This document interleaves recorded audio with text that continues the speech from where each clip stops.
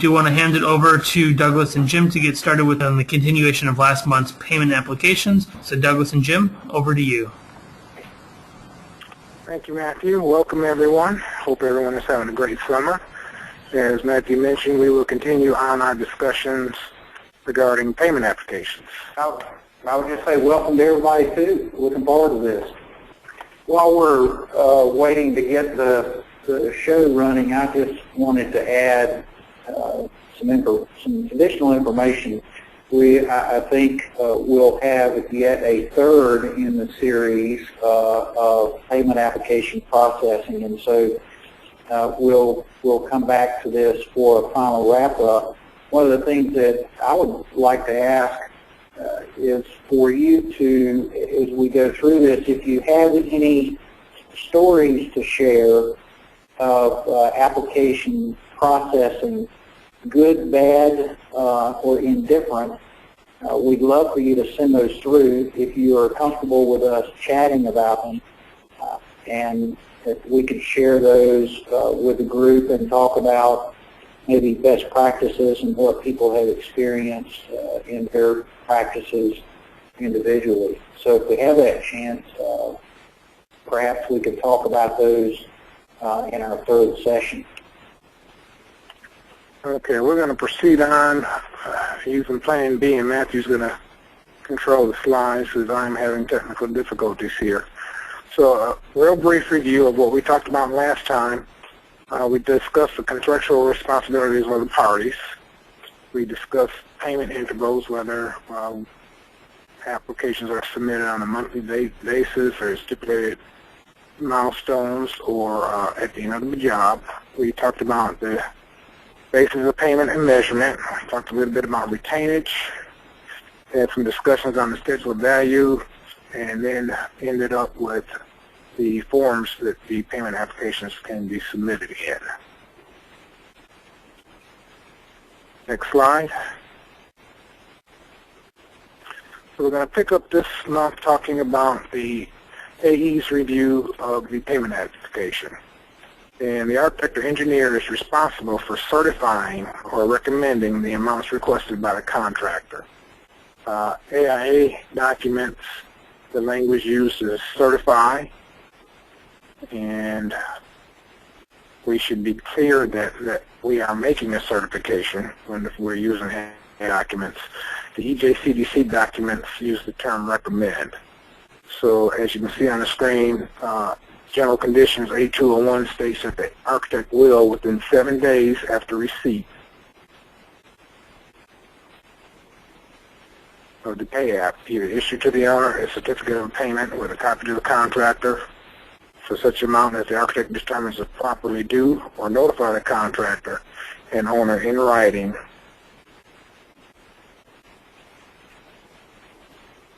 reasons for withholding the certificate. Now, the thing to note here is that per AIA General Conditions, it says within 7 days. So you need to make sure that you review these things properly. I know my approach is pay apps take priority. Want to get them through, keep the money flowing, keep the contractor happy.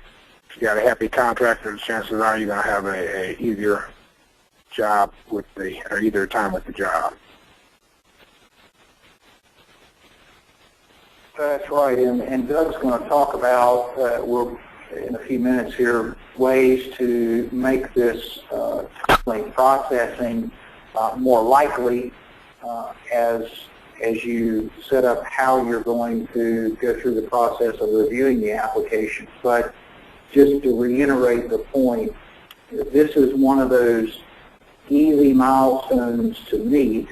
It's one of the things to definitely make a priority and take care of, and not get yourself, in a bad situation that was easy to avoid. Because here is one of the opportunities to be sure that you are complying with your own rules and regulations. If you don't comply with your timing requirements, whether it's 7 days or some other amount of time that's been inserted in the contract document, you may be opening yourself up for liability. And how that would happen or could happen would be you take more than 7 days to issue your certification. I know many owners, especially public owners, are on time schedules where they have to have their request for checks in by a certain date. So if you cause them to miss that date so that the check doesn't get cut and get to the contractor in time based on the agreement between the contractor and the owner is therefore late in paying the contractor, then you could be liable for that delay. And that exposure can include, depending on timing, the contractor's demobilization cost, any delay cost, and possible remobilization cost. So you need to pay attention to your timing requirements and make sure you turn those pay-ups around quickly. Next slide. Matthew.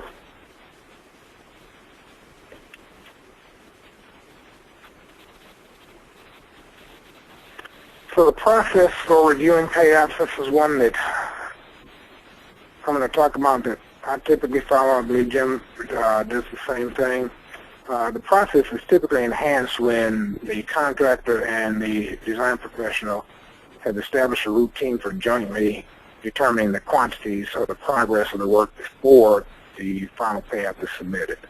So that can be done with a project walkthrough where typically I'll do it where it coincides with a progress meeting or a site visit where we'll walk through the project, discuss what's going to be on the pay-up, come to an agreement. On larger projects, it may be a line-by-line item review of the schedule of values where a preliminary draft or pencil copy is submitted to the design professional for review. And it may be that it's a combination of both. You have the pencil copy as you're walking through looking at the progress of the work. So if you're going to follow this draft or pencil copy procedure, you'll have the contractor submit his draft before the pay-up is due to the architect. The architect will review and comment, and there may be some discussions. Typically, what I will do is pick up the phone and call them and come to an agreement so there's not a lot of back and forth with emails and stuff, so you can resolve it quickly. The contractor will incorporate the design professional's comments and then prepare and submit the final copy of the pay-up to the architect or the engineer for approval. That typically works well. Everybody's on the same page before all of the work's done and putting together the multiple copies of the pay-up and having all of the notaries sign it and all of the backup documentation that's required so that once the architect gets it, or the engineer gets it, they've seen it already and have agreed to what's in it. And I think that sorry, go ahead, Doug. Go ahead, Jim. Well, I think one of the opportunities then that you have when you do this is that face-to-face time to talk about what it is exactly that is being listed on the application, and perhaps avoid some misunderstanding. I'll use myself as an example. I try to be conservative when it comes to pay applications, and we'll talk about why, particularly because you're certifying. But if it's possible for the contractor to explain to you, well, these materials are in this line item, perhaps I didn't understand that those materials were assigned to that line item, and so it makes it much easier to avoid issues like that as you're processing the application. So it goes back to confirmation of how important it is to get a thorough breakdown so that it's easy to follow with materials and labor. But there are those things that are difficult to track that might be assigned to line items that we didn't understand.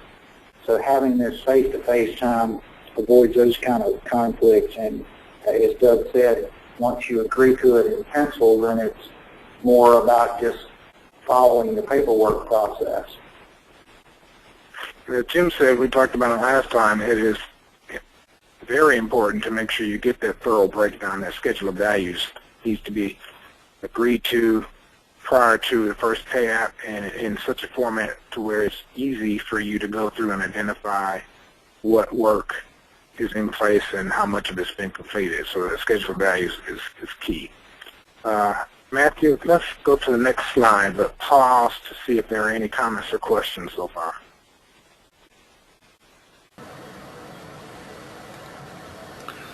I don't have any questions. Oh, let's see. We have a question just popped up here. Let's see here from Kevin. He's wondering, oh, it's more of a comment, I guess. In AE's review of the account being certified for payment, it's very important to scrutinize the amounts. If too much is paid, inadequate funds may be available later to complete the work, particularly in the event of a default by contractor or owner. Ask CSIConstruction to step in. And that is very true, and we may get into some of that a bit here in a minute. So on to the next slide, the things to look for when you're reviewing the payment application. And I will probably, I'm just going to go through and read these bullets, and Jim, as I read them in between bullets, if you want to add anything, please feel free. So first thing, and these aren't necessarily in a priority order, but one of the things you need to look at is the application consistent with the previous applications that have been certified by the architect or engineer. Especially critical is if you had marked something up on a pay app, making sure that the subsequent pay app has incorporated what those markups were on the previous pay app.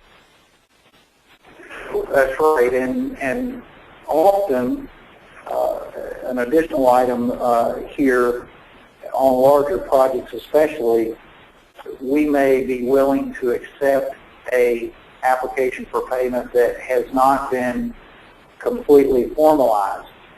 It may not be in its final form for the first application because of some agreement that we've reached with the general contractor. And so oftentimes I have found that makes for misunderstandings, and with accounting and auditing processes on bigger jobs, folks are very nervous to see values change in line items or have that breakdown be a different breakdown than the one that they originally saw. So if that is the case on your project, then up front setting that up and being sure that everyone understands that that possibly is going to happen would be a preemptive measure that would be smart. The next item on our list is to check to verify that the application has been signed by the contractor, and also that it's been notarized. And then I'll also check to make sure that the notary's commission is current. When the contractor is issuing the pay apps, he is also making a certification to the owner. He's certifying that the work covered by the application for payment has been completed in accordance with the documents, and that all amounts have been paid by the contractor for that work of previous payments to his subcontractors and suppliers. He is also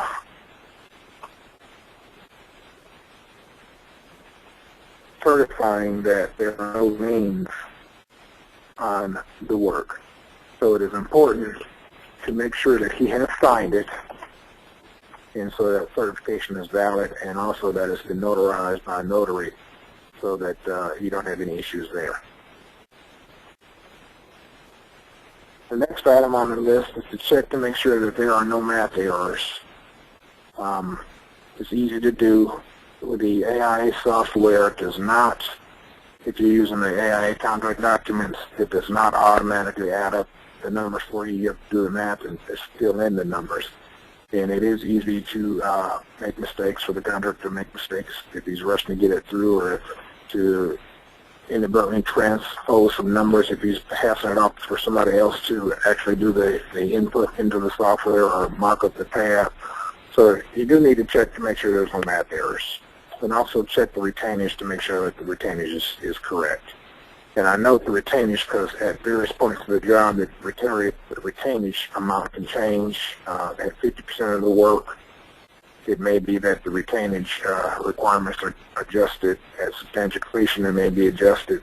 So you need to keep an eye on the retainage as pay-apps are coming through.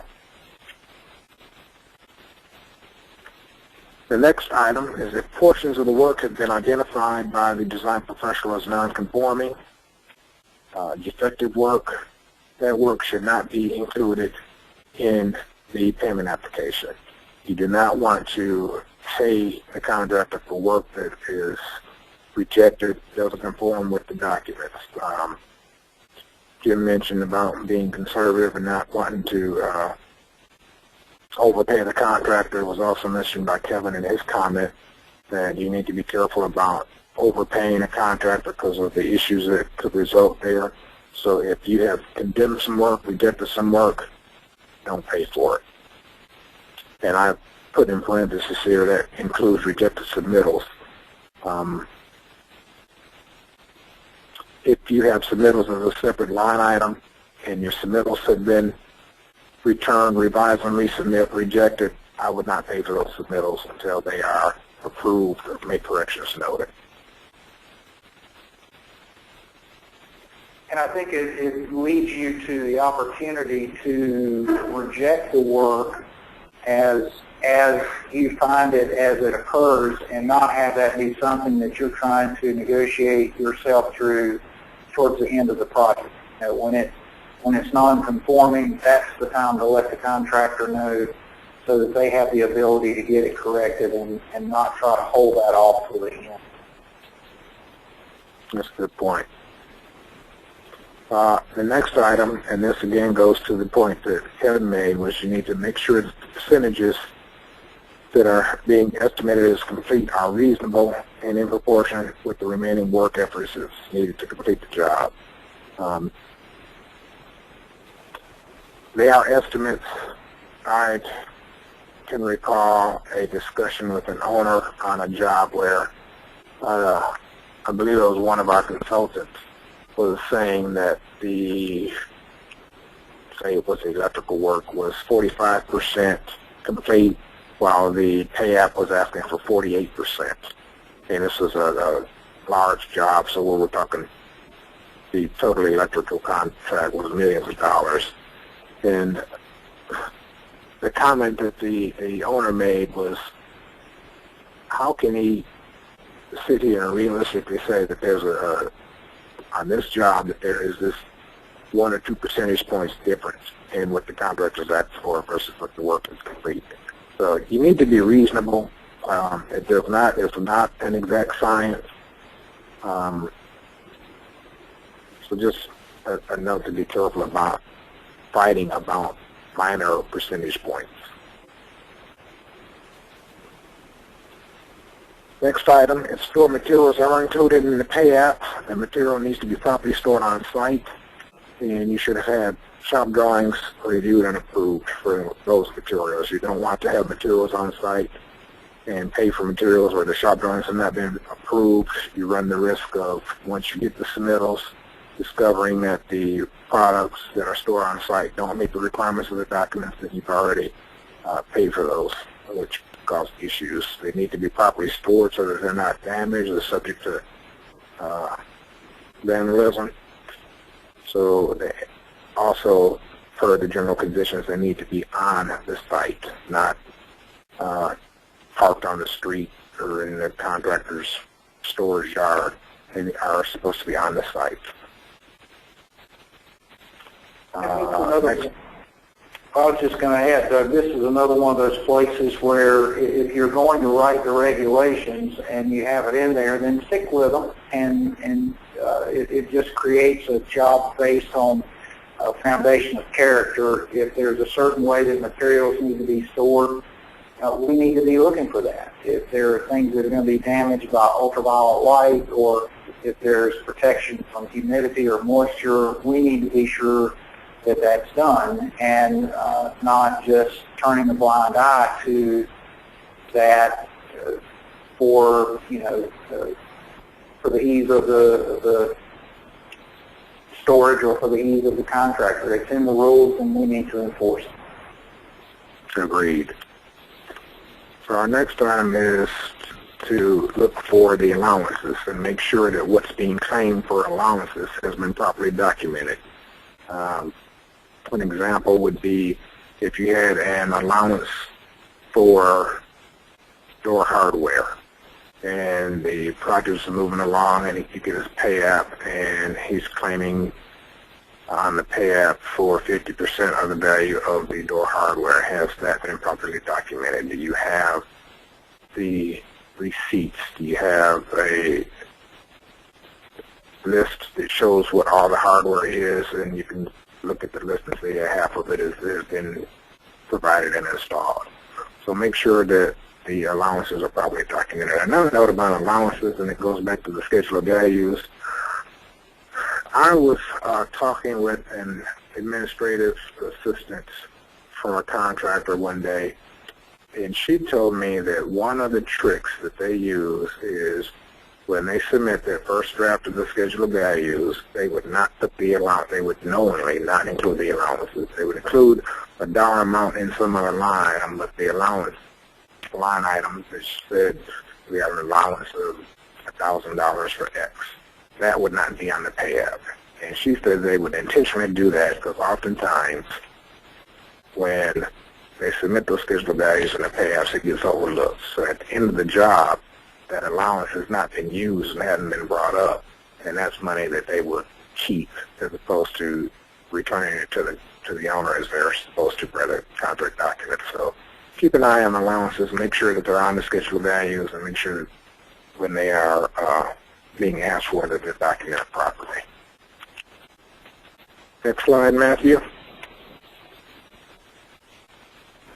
While we're getting to that next slide, I'll say too that that's a critical item when they are listed on the application, that when you close the job out, be particularly sure that those have been credited back to the owner if they haven't been used. So as you process that final application, be sure that you've allowed for that in the final change order to close the job.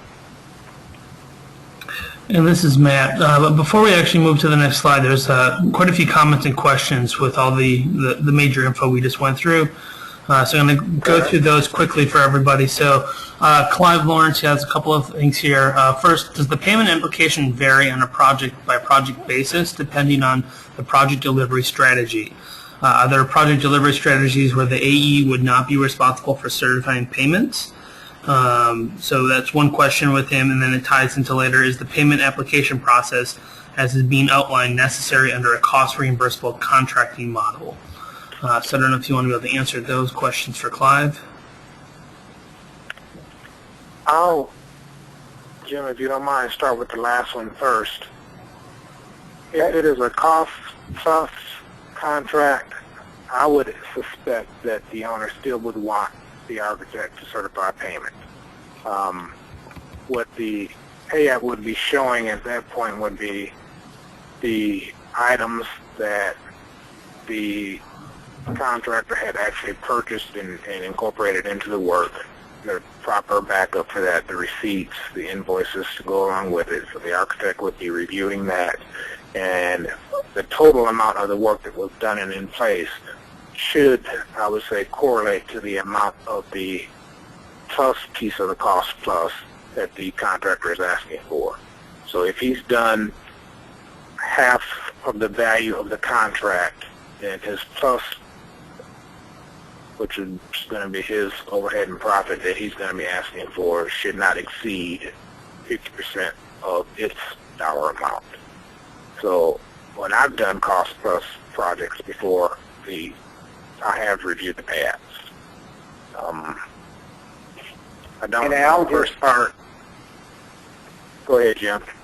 I was just going to say, I would add to that too, that's something important for you to know up front, because if you are going to be doing a cost plus and you are going to be engaged to review the payment applications, that can be a very different process, labor intensive, time intensive, depending on the documentation you've asked to receive in order to process that application. So it can be almost an audit, if you will, of the job every month. So it's important to know that up front when you're negotiating your contract. That's very true. Yes, sir. I don't remember the first question. Oh, sure. The first question was, does the payment application vary on a project, on a project-by-project basis, depending on the project delivery strategy? And are there project delivery strategies where the AE would not be responsible for certifying payments?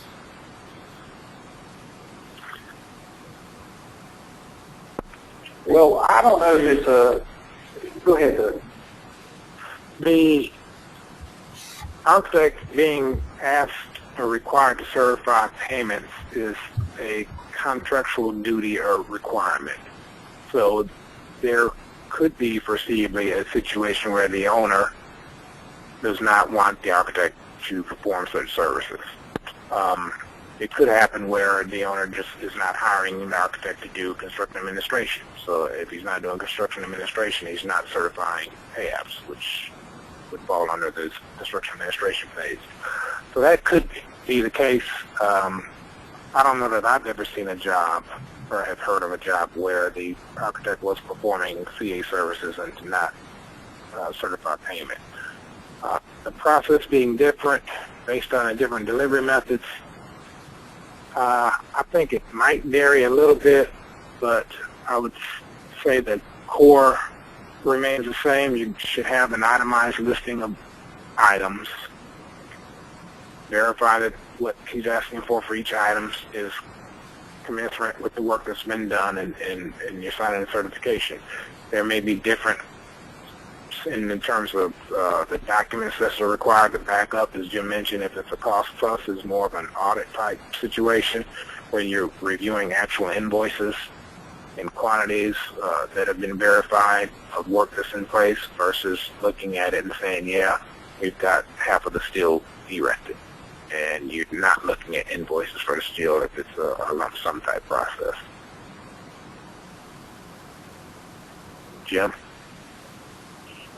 I think you covered it, Doug. I think it's more a contractual kind of issue than maybe necessarily a type of project delivery issue. So I think you got it.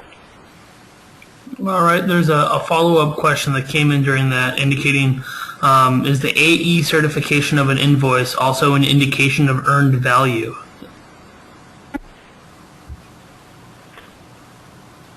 I guess I'm not sure what the definition of earned value would be. We'll get to what the certification is and isn't a little bit later on.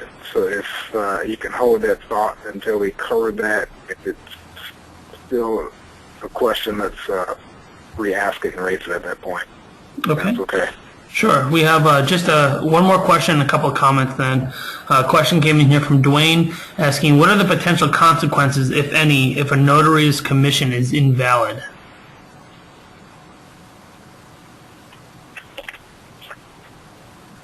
Then the whole point or purpose of having a notary is mute. You would have a signature that has not been verified, and it just strengthens the case that the owner has against the contractor should the certifications that the contractor is making in that payment application prove to be false.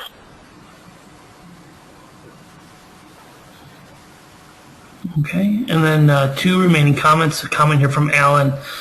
For stored materials, if they are stored off-site, the AE needs to make a visit to the place where it is stored to verify that it is in fact material earmarked and labeled for the project, and the contractor should be required to submit a stored materials log.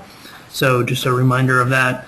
And then Kevin also made a comment here indicating comment on allowances. It's great practice for the AE to keep a separate log of allowances used so that AE always has the current status of allowances on the project.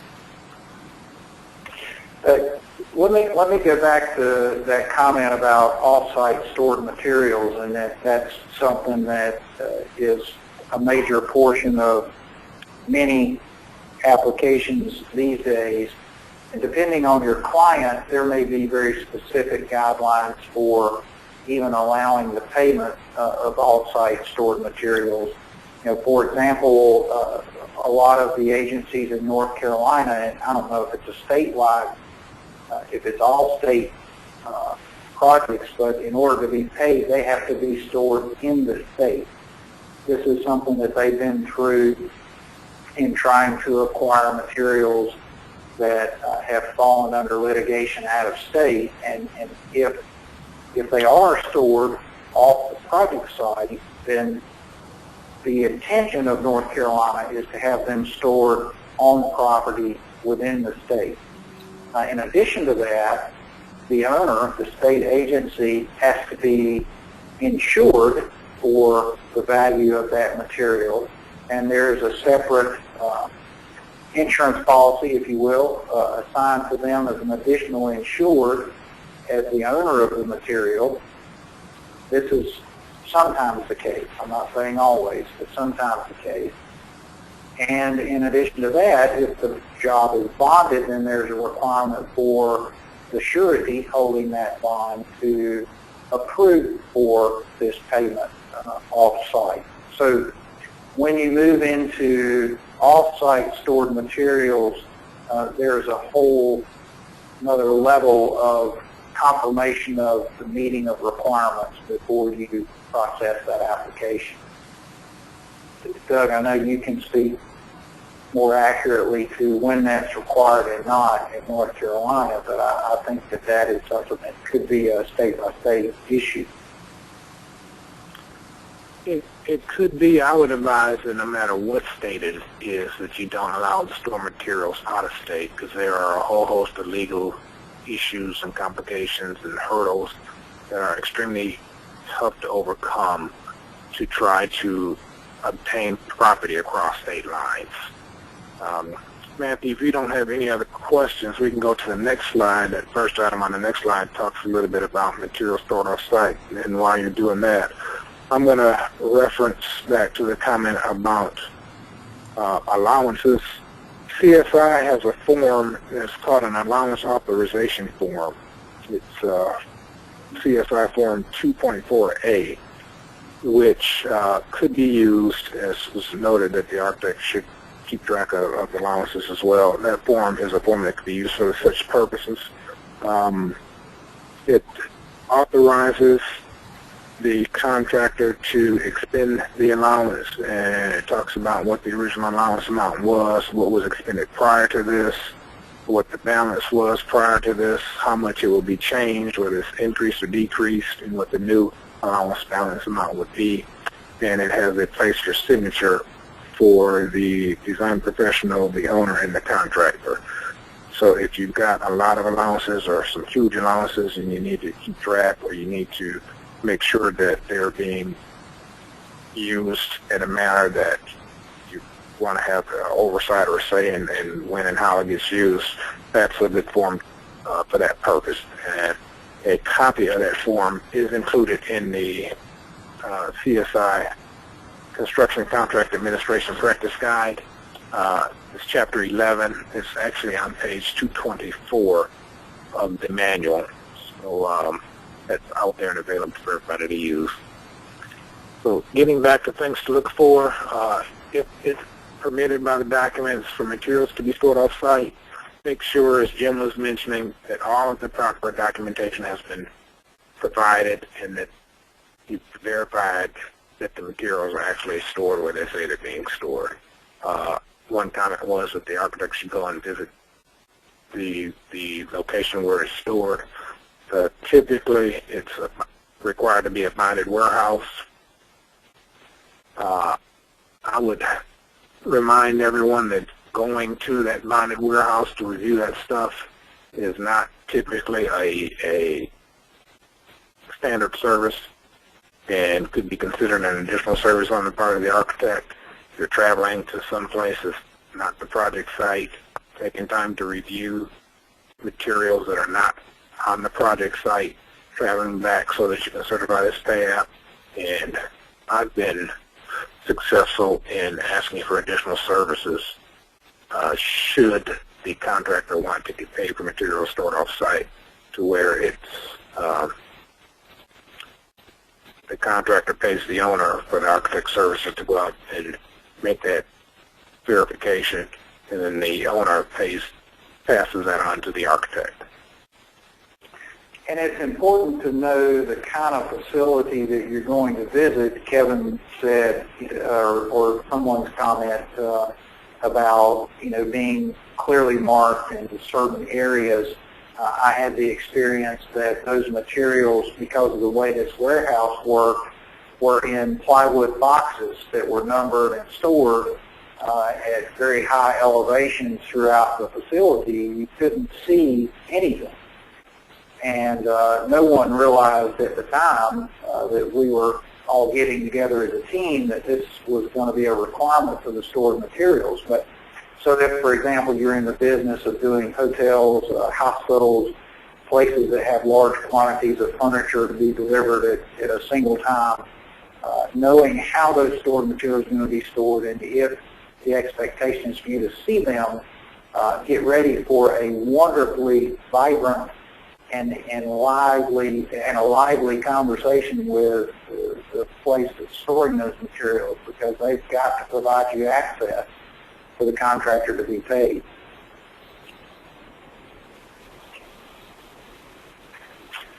Next thing on our list of things to look for, if you've got a unit price contract, you need to look to see that the requested quantities are substantiated by actual quantity measurements in place, or by documented weight tickets or other form of documentation. It could be if there's a testing agency that the owner has that is quantifying the amount of rock that's being done or lineal feet of concrete that's being poured, there should be some measure, some way to document what those unit prices are that have been put in place. Unit price items should be at a stage of completion where they would be eligible for payment. If it is, and I'm just picking examples off the top of my head, if you've got a unit price for cut and fill at $55 a cubic yard, and the cut's been done but the fill has not been done, then you should not be paying that unit price for that work because it's not complete. Hopefully that makes sense. Jim, I don't know if you want to piggyback on that, help me out. Yeah, I think that's a great example. If part of the work is done, but the unit price may include both. So I think that that's a good example, and it particularly when it has to be measured in place, the hole is there, but it's not filled. So the quantity that goes back in is different than, as it says, will be documented by showing tickets and things like that. And we talked about on cost plus contracts, verifying that the documentation is present for materials, equipment, invoices, payroll, all that stuff that they're asking for, verifying that that documentation is there and it's accurate, and that it accurately represents the progress, the actual progress of the work. So if you get an application, you've gone through the steps, and there's an error, be it a math error or whatever, that the architect engineer can return it to the contractor for the contractor to make corrections, or in the spirit of cooperation and helping to get the contractor paid, especially if it's a minor error, the architect or engineer can make the corrections on the pay app, initial them, date them, and send the pay app on through. If that's done, or even if it, well, let me say this, if that's done, you should definitely send a copy of the pay app with your corrections back to the contractor, as well as forwarding on the copies to the owner. General conditions typically require that you send a copy to the contractor regardless, and that's good practice to, as you are signing off, certifying the pay apps, that you send a copy back to the contractor at the same time you send it to the owner for the owner to process for payment. So those were the things to look for. We're going to go on to the next slide, but if others that are listening have things to add to that list, we would like you to respond and shoot something to Matthew in response to that. We just had 2 comments. What? Oh, sorry, Jim. I was going to say we had 2 comments that came in during that slide. One from Phil saying that stored materials, for stored materials, it is necessary to verify ownership or lease documents of storage facility as well as the materials. And then Kevin also commented in, going off of what Douglas said, that the CSI allowance authorization form is good and should be used by any prudent AE, but also consider possibly keeping a separate AE allowance status log as kind of a backup and additional information as well. And that makes a lot of sense. Just like if you have if you're using a CSI form for RFIs or AIA log or form for RFIs, you still have a separate log that tracks all of it. So Kevin, thanks for adding that.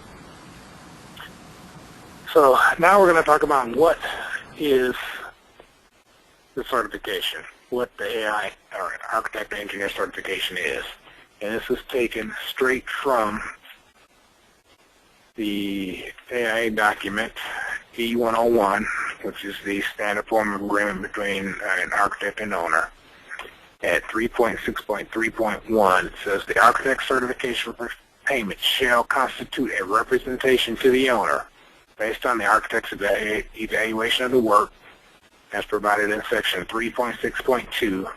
And 3.6.2 is the section that talks about making site visits. So based on the architect's evaluation of the work while he's doing the site visits and on the data comprising the contractor's application for payment, that to the best of the architect's knowledge, information, and belief, the work has progressed to the point indicated, and that the quality of the work is in accordance with the contract documents. The foregoing representations are subject to an evaluation of the work for conformance with the contract documents upon substantial completion, to the results of subsequent tests and inspections, to corrections of minor deviations from the contract documents prior to completion, and to specific qualifications expressed by the architect. The thing to note is that you are making a representation to the owner that the owner is going to rely on in making payment to the contractor. So there's a liability that flows with that. So you need to be careful about making these certifications. There's language in here that provides you some protection, that it's to the best of your knowledge, information, and belief based on your site visits and based on the information provided in the pay app. So it's not a guarantee. And as I said before, it's not an exact science, so if you're off by a small amount, that's not going to be a major issue. It's also subject to the 4 items that are listed there at the end. So if concrete's been poured, maybe the slump was a little bit out of spec, so you wait for the test breaks to come back, and in the meantime, before you get the test breaks back, you get a pay app for the concrete. It's okay to go ahead and sign off on payment for that concrete because it's going to be subject to the results of those subsequent tests. If the concrete comes back, the breaks come back, and the concrete's not up to strength, then there's recourse for that, and you're not going to be held liable for having signed off on that payment application. It's also subject to qualifications expressed by the architect on the pay app. So if you want to make some qualifications subject to receipt of certification of something or whatever the qualification might be, you can add those to the pay app, mark up the payment pay app to add some kind of qualification that might be able to help protect you as well. Yeah, I think just to touch on that, and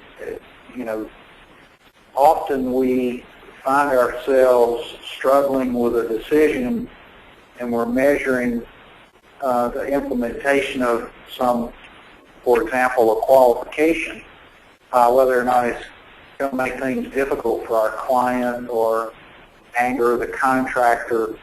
And I would suggest you think about using qualifications so that you are protected, so that you feel like you're communicating properly the items that you have concern about. There's nothing wrong with a qualification. There's nothing wrong with you making a statement and qualifying that to your client so that you're expressing exactly what some reservation may be. And it can be their decision because, as Doug will touch on in a minute here, it is actually the owner's decision about things like that, and they can make the decision to go ahead and make payment. So, I think this also is another time just to point out that when you take the step to define non-conforming work and you take the step to not make payment for that non-conforming work, again, it protects you, I believe, as a qualification so that you don't get down to the end of these jobs and have this fight about something later on. It is an opportunity to take care of an issue as that issue comes up, and I think is an important part of the processing of the applications. I wanted to add to this language that we're looking at here from the owner-architect agreement. Pretty much the same language is in the general conditions, and that would be at A201, section 9.4.2. And where it talks about being subject to substantial completion, subsequent tests, that allows you to approve pay-apps when there's minor variations or minor deficiencies that can be corrected during the punch list issues. The general conditions also go on to state that the issuance of a certificate for payment will further constitute a representation that the contractor is entitled to payment in the amount certified. So I don't know if that answers that earned value question, but you are making a representation to the owner that the contractor is entitled to the amount of money that you are certifying on that payment application. Next slide. All right, and as that next slide pops up here, just wanted to also add in Kevin again responded with kind of a reminder in support of your statement, saying that the AIAB 101 provision, just on the screen on the previous slide, is very important and may be often overlooked or underplayed by AEs. Failure by an AE to understand what their certification and payment really means may put some people in unpleasant surprises if an element of a job goes south. So that's the only comment we have at this point. So back to you, Jim and Douglas. Okay, and again, it talks about that the certification is based on the data comprising the payment application that's in the owner-architect agreement. It's also in the general conditions, as you can see here. The general conditions also say at section 9.3.1 that the pay app is to be supported by such data substantiating the contractor's right to payment as the owner or architect may require, such as copies of requisitions from subcontractors and materials and suppliers. So what that is doing is it's giving you as a design professional who's making that certification the right to ask for the contractors to supply with you with his pay app documentation to substantiate that he is entitled to the payment that he's requesting, be it that you ask for a subcontractor's pay app that he submitted to the architect, or not the architect, that the subcontractor submitted to the contractor, so that you can verify that the contractor's only asking for what the subcontractor is asking for, be it an invoice, to substantiate a price, whatever it is that you want to ask for, the contractor per the general conditions is required to give to you so that you can substantiate this certificate. Next slide. The next slide we'll talk about what the certification isn't. And this again is from the B101, and the same language is also in the A201. The issuance of the certificate of payment should not be a representation that the architect has made exhaustive or continuous on-site inspections to check the quality or quantity of the work. Review the construction's means, methods, techniques, sequences, or procedures. Review copies of requisitions received from subcontractors and material suppliers and other data requested by the owner to substantiate the contractor's right to payment. So what that is not in contradiction to what I just said. What this is saying is that if you haven't asked for that stuff, then by signing the certification, you're not saying that you've reviewed it. If you ask for it, then that's a different story. So you have the right to ask for it, but only review it when and if you want it or need it to substantiate what the contractor is requesting. And the fourth one is ascertain how or for what purpose the contractor has used money paid previously on amounts of the contract sum. So you're not obligated to verify that the contractor has spent the money in the way to spend it, that he's paid the subcontractors, that he's paid the suppliers. Next slide.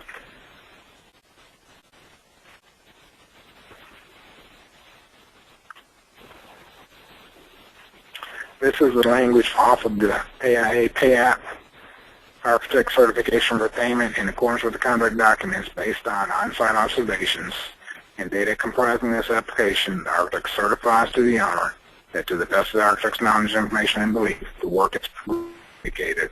The quality of the work is in accordance with the contract documents, and the contractor is entitled to payment for the amount certified. So that is what you're certifying. Those are the representations you're making to the owner, that the owner is entitled to rely on in making payment to the contractor. Next slide.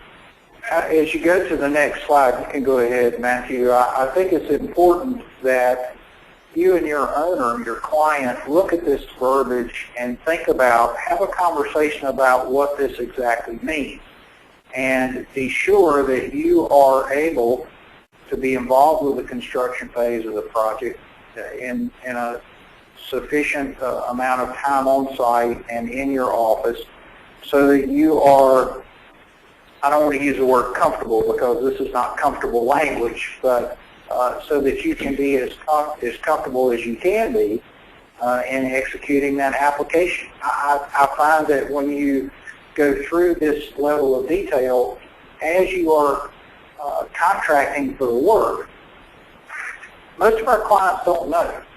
Some are very sophisticated and know exactly what they're asking of us, but some don't know. And I think taking that time to educate your client as you're getting to know each other, as you're executing your documents for service, having a slide like this and going over that might prove to be fruitful. Yeah, Matthew, we're getting close to our time. What I think we should try to do is get through withholding certifications and then hold off till next time on the stories and anecdotes and issues, and save those for next time. But I think we might be able to get through withholding certifications. So here we are at withholding certifications. AIA document A201 at section 9.5.1 states in general terms, this is not word for word, if the contractor and architect don't agree on the amount to be included in the pay app, the architect can't certify it, and the architect shall promptly issue a certification for payment for the amount for which the AE is able to certify. You don't not pay anything, you pay what you as the design professional feel the contractors do per the documents.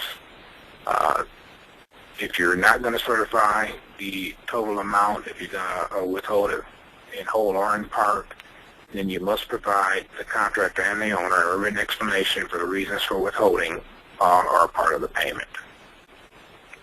Next slide. Reasons for withholding certification, and this is straight from AIA A201. The certificate for payment, or because of substantially discovered evidence may nullify the whole or part of a certificate for payment previously issued to such extent as may be necessary in the architect's opinion to protect the owner from loss for which the contractor is responsible, including loss resulting from acts and omissions because of, and then we have a list. I want to pause before we get to the list and note something that is in here that a lot of us may overlook, and this says that you may nullify in whole or part a previous issued certificate of payment. So if you discover after you sign a pay app that there is an error in it, that you've certified more than you should have, in the next pay app you can nullify that and get that corrected. That's something that we have the authority to do based on general conditions, and we need to keep that in mind. Just because one pay app doesn't mean that in the future pay app you can't make that correction. So there are 7 items under A201 that are reasons for withholding payment. First one here is defective work not remedied. The next one is third-party claims filed or reasonable evidence that a claim will be filed against the owner of the contractor. Failure of the contractor to make payments to subcontractors for labor, materials, or equipment. Now, if you become aware of a reason that the contractor hasn't made payment, then you can withhold payment, but you're not required to look to research that for the subcontractor. Next slide, Matthew. Reasonable evidence that the work cannot be completed for the unpaid balance of the contract sum, damages to the owner or another contractor. Reasonable evidence that the work will not be completed within the contract time, and that the unpaid balance will not be adequate to cover actual or liquidated damages. And then persistent failure to carry out the work in accordance with the contract documents. Now, those are the 7 reasons listed in the general conditions. I would say if you want to have other reasons for withholding payment, then you need to include those in your supplementary general conditions or in your Division 1 specifications. An example would be lead documentation. If you want to be able to withhold payment to the contractor because he has not submitted lead documentation and you're going for lead building, you need to add that in your contract document somewhere. And there are others out there with conditions where you may want to withhold payment. You need to make sure you get them in the document so that the contractor will not have a claim against you for improper withholding of certification. And to kind of wrap this up, both the AIA and EJCDC documents give the architect or engineer they recommend withholding payment, but it's not the design professional's call. The owner has the final decision regarding payments. You can recommend that payment be withheld in whole or in part, and the architect, not the architect, the owner can turn around and say, no, I'm going to pay him all that he's asking for. So keep that in mind, that we're making recommendations, the owner's making a decision. And I think that's an important point when you think about sending the application with qualifications, because it is the owner's decision and they have the final decision. And you're making qualifications that protect you, in my estimation, can only help put you in a safer place in the project and puts that onus on the owner to make the decision. So Matthew, we're going to skip 14 and 15 and come back to those next month. So on August 27th, we will continue and conclude our discussions on payment applications. If you, as Jim mentioned earlier, if you've got stories that you want to share, please send them to myself, to Jim, or to Matthew. Our emails are on the screen now, and again, we thank you for participation.